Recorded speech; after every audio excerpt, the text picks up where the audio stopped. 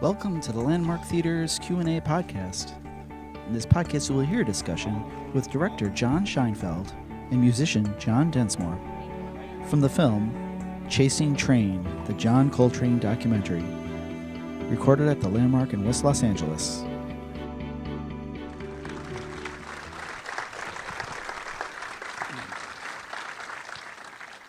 So, John, the LA Times today wrote a wonderful review and said you captured something that's in John's solos that's beyond words.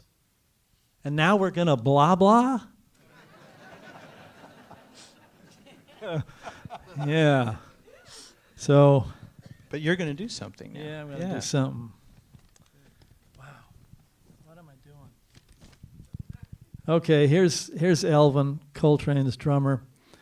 We articulated all of our collective knowledge up to that point, making it a cohesive sound within that context. It expressed the way we felt spiritually, emotionally, and intellectually. We didn't have to converse. Everything was telepathic. So let's converse. I have no idea what you're thinking. So I'm thinking. Wait. I'm gonna go. I'm thinking that a little poetry is closer to prose.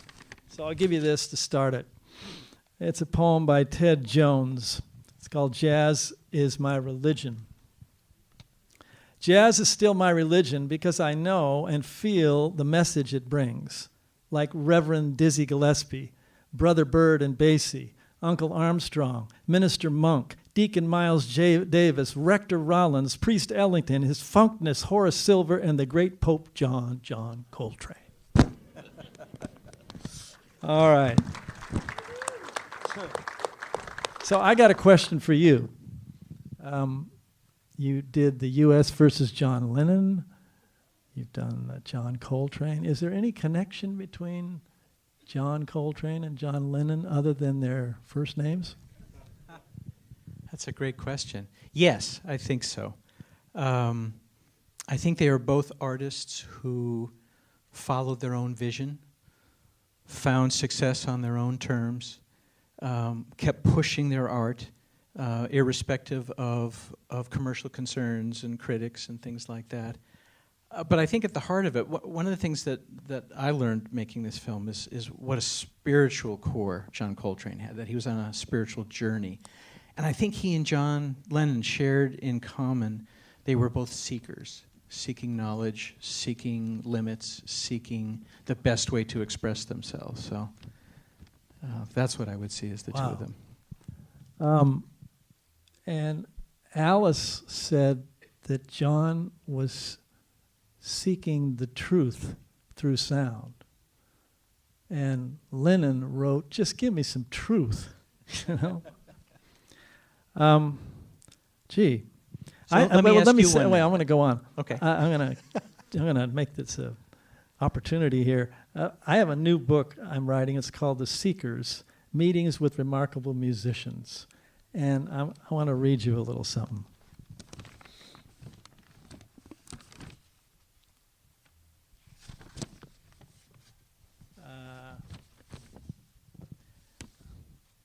So each chapter is someone who fed me, and one chapter is Elvin Jones. The insatiable music lover John Coltrane struck up a friendship with sitar master Ravi Shankar in the late 50s. Their discussions and jam sessions educated John in the science of sound. Musical riffs reflected specific states of consciousness. John's wife Alice put it eloquently. He was questioning whether it's possible to realize the truth through sound. His drummer Elvin was already there. Elvin's playing was so simultaneously complex he captured the past, the present, and the future all at once. One of Coltrane's LPs was called Om, which in Sanskrit means to sound. It also is defined as all that exists beyond the three forms of time, past, present, and future, including in that one sound. Elvin implied that from moment to moment, John was obviously searching for the truth, and Elvin had found it through rhythm. Swami Satchidananda the Indian guru who spoke at the beginning of the Woodstock Music Festival. And by the way, Alice has an incredible album, Journey to Satchidananda. He channeled Elvin and Coltrane's searching by saying, there's certain mystical sounds which the Sanskrit terminology says are Hijasakara, or seed words. Music is a celestial sound, and it is the sound that controls the whole universe, not atomic vibrations. Sound energy and sound power is much, much greater than any other power in the world.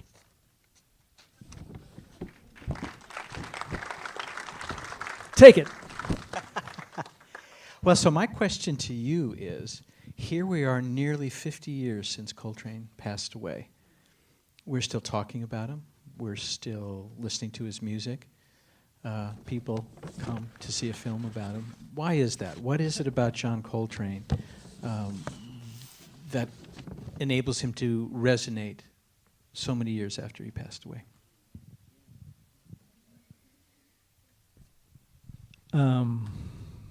Okay, a love supreme, he's trying to talk to God. Joseph Campbell said, God is a metaphor for that which transcends all levels of intellectual thought. So, infinity, that's why he's here, where we're all headed. It's so in my blood, like when I was a teenager and I had these Coltrane LPs. This was before the Beatles and all that. There was this tune, After the Rain, beautiful ballad. His tone is just so gorgeous. And actually, little technical thing.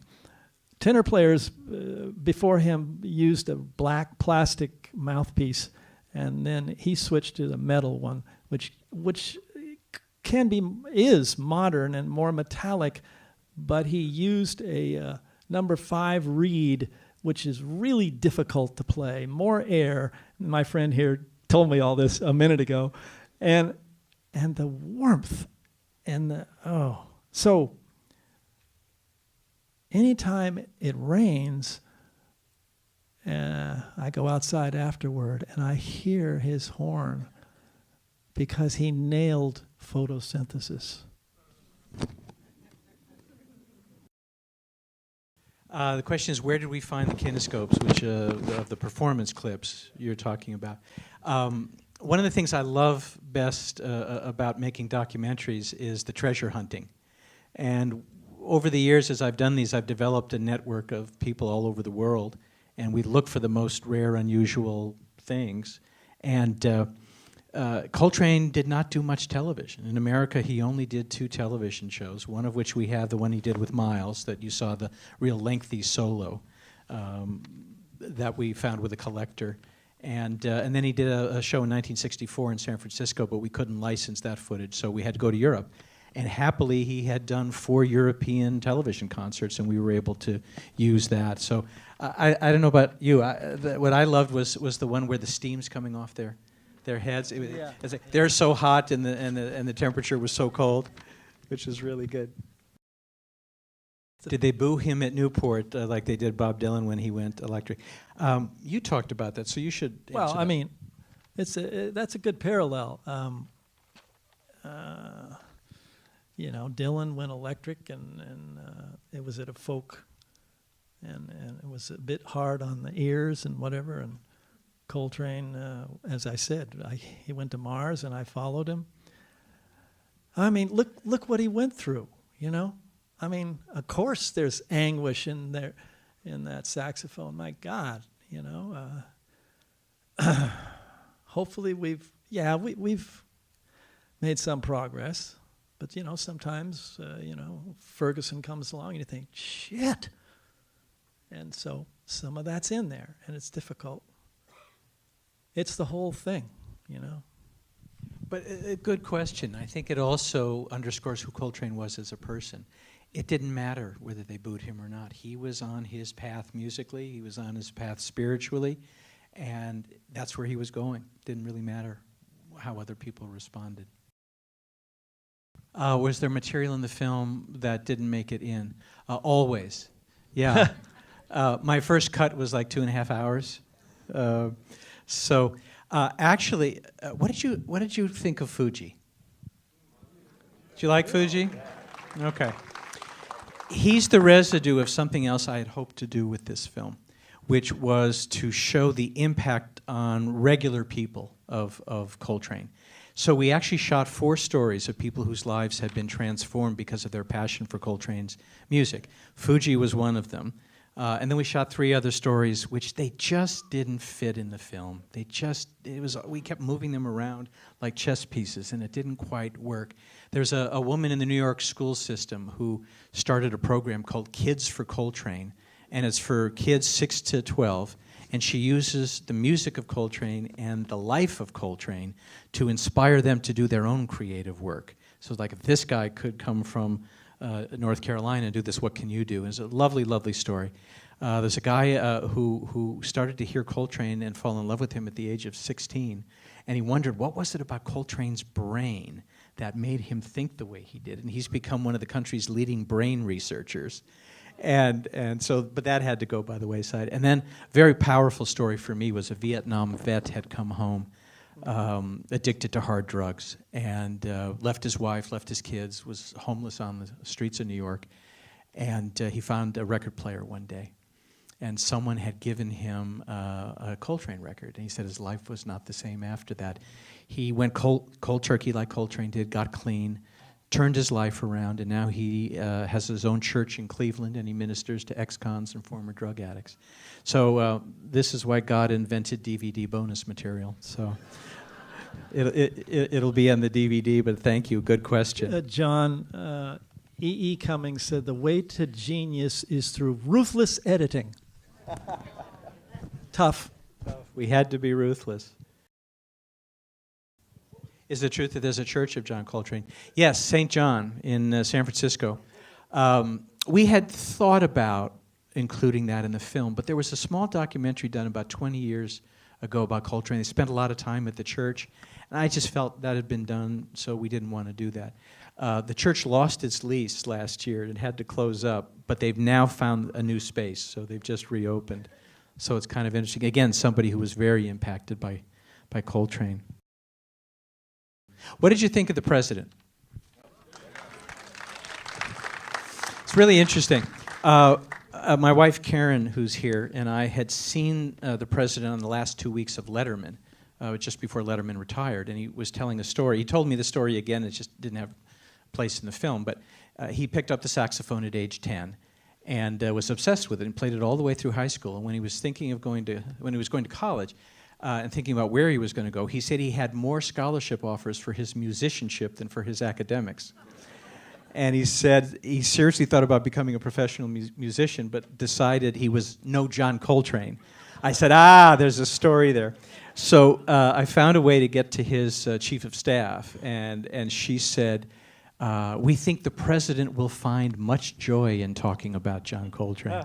And then it took us 10 months to get him because he was quite busy with his own activities, and his wife kept him a little busy, during the campaign. But I just found he was gracious, he was eloquent, he was thoughtful, he was passionate. Everything a president should be.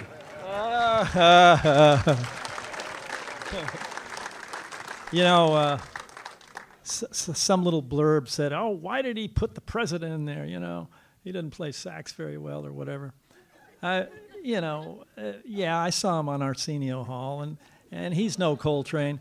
But he plays the instrument. He, like if you play a little tennis or whatever, how fucking difficult it is. And Clinton knows, so he was eloquent as hell. I love the Picasso bite. I just thought that was great. He's talking about I will music admit, of the Doors and music of John Coltrane. I will admit that some of the changes, 2 chord changes in My Favorite Things, which is, who wrote My Favorite Thing anyway? Rodgers and Hammerstein. Yeah, there you go. And that's in 3. It's in 3/4, and Light My Fire's in 4, and in the solos in the middle, we jammed on those 2 chords, and we knew we were influenced by that. But these are masters. I mean, we were just. I want to read another poem. Enough blah blah. Okay, here's a poem by Etheridge Knight, an African American poet, wonderful National Book Award. I saw him read. This is about Max Roach, and it's metaphoric for Coltrane. It's called Jazz Drummer. Max Roach has fire and steel in his hands, rides high, is a warrior, tastes death on his lips, beats babies from worn-out wombs, grins with grace and cries in the middle of his eyes. Max Roach thumps the big circle and bare feet, opens wide the big arms, and like the sea calls us all. Etheridge Knight. The gentleman raises the issue that we handle the spiritual journey very well. Were there some moments where we paid attention to more musical, technical development and his influences there that we had to cut? No, that we didn't really do that. What interests me as a filmmaker is not, we would call some of that inside baseball. It's statistics, it's technical things that real musicians or things would find interesting. I find it interesting, but we set out to make a film about the man, to help you understand. I mean, I remember seeing some of the record covers, and it's always this very sort of serious, thoughtful guy. And I'm wondering, well, who is he? Who is he as a person? What we tried to do was bring him alive here for you. So that was really our goal. I think if you want to study more about the music, many, many good books have been written on that subject. But thank you, it's a good question. Good question, thank you. Why did we choose Common? We had a lot of his friends in there, and why choose him? When I started out here, I divided the people I wanted to interview into 4 parts. First of them were people that knew Coltrane, so could speak with credibility and legitimacy to who he was as a person. So jazz legends Sonny Rollins and Jimmy Heath and Benny Golson and Reggie Workman and Wayne Shorter. Then we wanted family members like Michelle and her siblings, which give us a window into the more intimate John Coltrane. And then I wanted people like John Densmore and Carlos Santana and Common, all of whom have had great, great success with their art in their own right and claim Coltrane as an inspiration. And then I like to have some unexpected choices so that if you were watching one of the reviews or listening on the radio and you heard President Clinton or Cornel West, you want to say, what the heck are they doing in this movie? And then we find a purpose for them. So that's why. Very, very good question. Question is, what did John think about the psychedelic movement? Oh, boy. Well, drugs. Okay. The 60s were really only a couple years, 65 to 7. LSD was legal.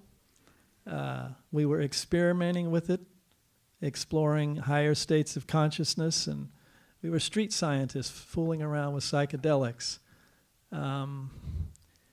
Then 68, 69, folks moved on to more serious drugs, cocaine. And I mean, even our singer Jim thought, wow, cocaine, isn't that like heroin, man? That's some heavy shit, you know? And that's kind of when the burnout went. But I hate dissing the 60s because the seeds of civil rights, the peace movement, feminism, they were all planted in the 60s. As Gary Snyder, Pulitzer poet, says, Gaia, the earth, has a much bigger, slower tempo, and maybe the full fruition of these seeds will take hundreds of years, you know, so don't diss. Get your watering can out. That makes sense? Again, I think we've talked about him as a seeker. I think he was open to all kinds of experiences and all kinds of cultural movements, and hard to say where he would have gone had he lived. Good question. Is there a marketing campaign to get this film in front of African American children? We are working on it, yes, because it's really important. One of the things that struck me when I was deciding if I wanted to make this film or not is that his is an inspiring and uplifting story of somebody who did things the right way. He's a great role model for adults and especially for kids about how to approach life, how to approach your creativity, how to deal with the outside world and still be true to yourself. These are all very, very important lessons for us. So we're absolutely trying to do that. We have a theatrical release now. For really the next 2 months. And then we're going to be on Netflix in the fall, followed by PBS. And somewhere in the fall, we're going to start thinking about how we can reach out to schools, whether it's elementary schools, high schools, colleges, things like that. But thank you. That's a really good question. We are out of time. Wait, hey. Oh, okay. I want to end this blah blah with some poetry. Just to... there was a tune on Tribal Jazz, a group I had. Alfre Woodard did the hip-hop vocal, and I'm going to give you a few lines. It's called The First Time I Heard Coltrane. Art Ellis wrote these words. The first time I heard Coltrane, I saw the walls melt away into dancing green gold light like threads of DNA. I heard my favorite things and I felt my open heart grow wings and I heard a choir of atomic angels sing the first time I heard Coltrane. The first time I heard Coltrane. The first time. The first time. I saw angels and devils locked in a kiss. My kundalini climbed while his soprano hissed a prayer to sun, moons, and Saturn through mind-bending waves of ruby red patterns, a settling well of love and fear, music of the sphere between my ears. I floated up in a hail of tears the first time I heard Coltrane. I saw the walls melt away into dancing green gold light like threads of DNA. I heard my favorite things, and I felt my hope and heart grow wings. I heard a choir of atomic angels sing the first time I heard Coltrane. The first time I heard Coltrane. The first time. The first time. Thank you for the film, John.